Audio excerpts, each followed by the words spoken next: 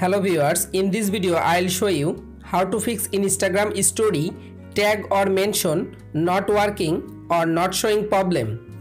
If you want to solve this problem, please follow the step. Step 1. Open your phone setting. Scroll down. Go to apps. Tap on manage apps. Search in Instagram application. Click on Instagram application. Again click on storage. Tap on clear data.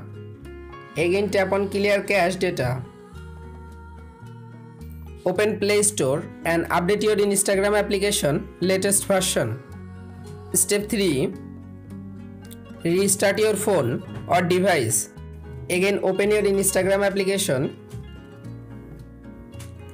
Tap on plus icon. Select any picture. Tap on gallery icon.